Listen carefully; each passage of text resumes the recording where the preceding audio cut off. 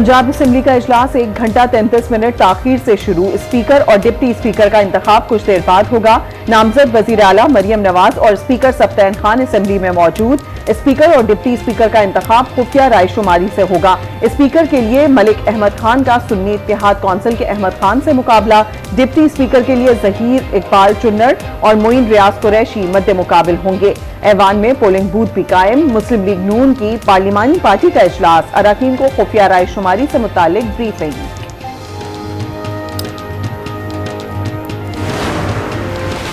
मियां असलम इकबाल से अच्छे ताल्लुकात हैं, लेकिन कानून के मुताबिक काम होना चाहिए। मलिक अहमद खान की मीडिया से गुफ्तगू, कहा कानूनी मामलात अदालत की रूह के मुताबिक होने चाहिए। स्पीकर हाउस का कस्टोडियन होता है, उसका रवैया वैसा ही होना चाहिए।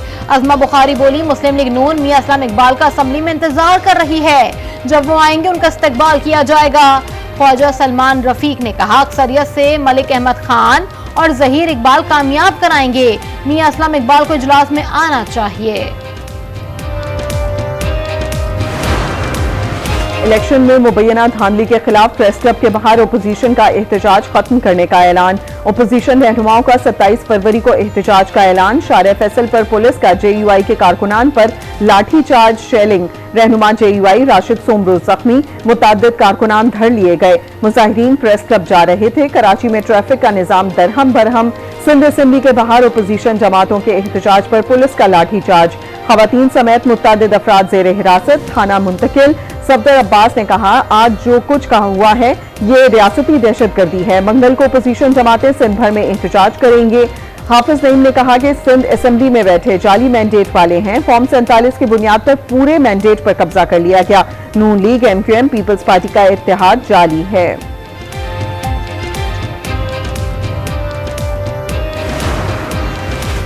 सिंध असेंबली के 148 नौ मुंतखब अरकान ने हल्फ उठा लिया।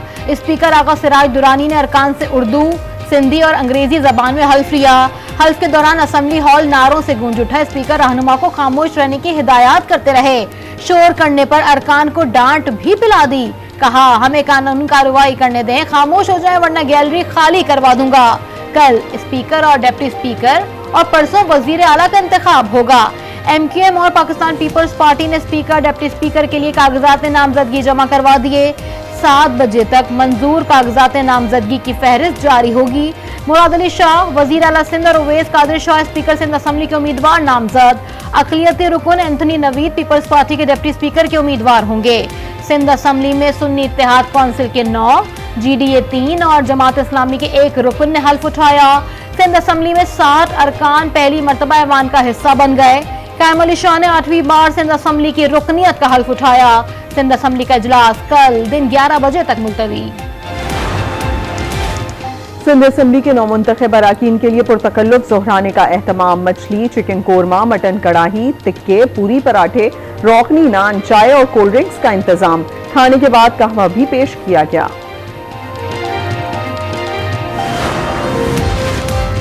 IMF को खत लिखना 9 मई से बड़ा सानेहा है। एक जमात ने IMF को खत लिखकर 24 करोड़ अवाम पर हमला किया। IMF को खत लिखने का मकसद इस जमात को जबरदस्ती इक़्तिदार दिया जाए।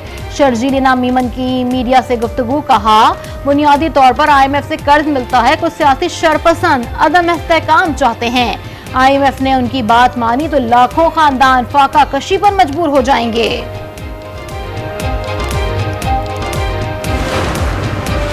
बलूचिस्तान असेंबली का इजलास 28 फरवरी को तलब। इजलास में 9 मुंतखब अरकान असेंबली हलफ उठाएंगे।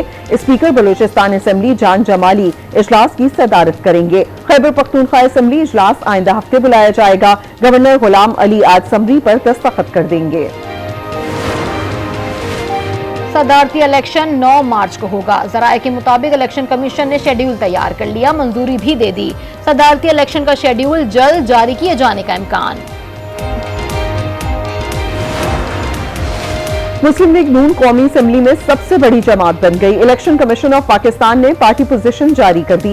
नून लीग मजमूई तौर पर 108 नशिस्तों के साथ पहले नंबर पर, 84 जनरल, 20 खवातीन और 4 अक़लियती नशिस्तें हासिल की। तहरीक इंसाफ की हिमायत याफ्ता आजाद उम्मीदवारों की शमूलियत के बाद सुन्नी इत्तेहाद कौंसिल की 81 नशिस्तों के साथ दूसरी पोजीशन, पीपल्स पार्टी 68 नशिस्तों के साथ तीसरे नंबर पर, मुत्तहिदा कौमी मूवमेंट 22 नशिस्तों के साथ चौथी बड़ी पार्लिमानी जमात है।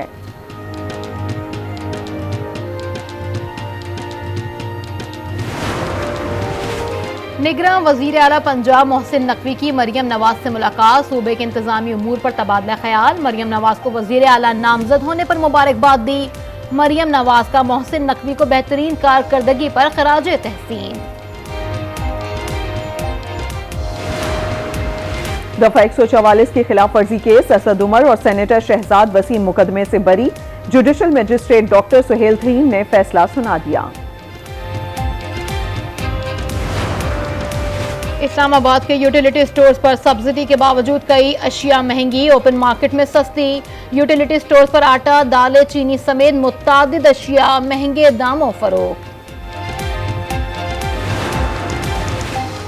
अमीर बालाश टीपू कत्ल केस में अहम पेशरफ्त, हमलावर से मिलने वाला मोबाइल और सिम एक रोज पहले खरीदी गई।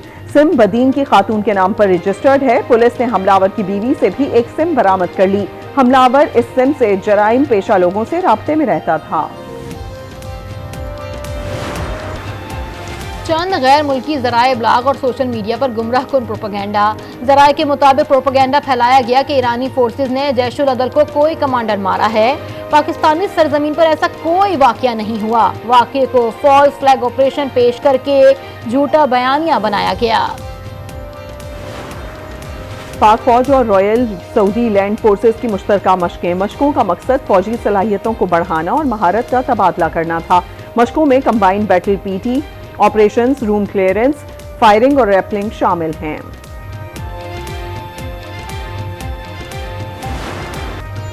लाहौर की फिजाओं में अदब की खुशबू। अलहमरा आर्ट्स काउंसिल में 3 रोजा फेस्टिवल का दूसरा रोज इल्म अदब, आर्ट, थिएटर और फिल्म से वाबस्ता मुल्की और गैर मुल्की शख्सियात की शिरकत।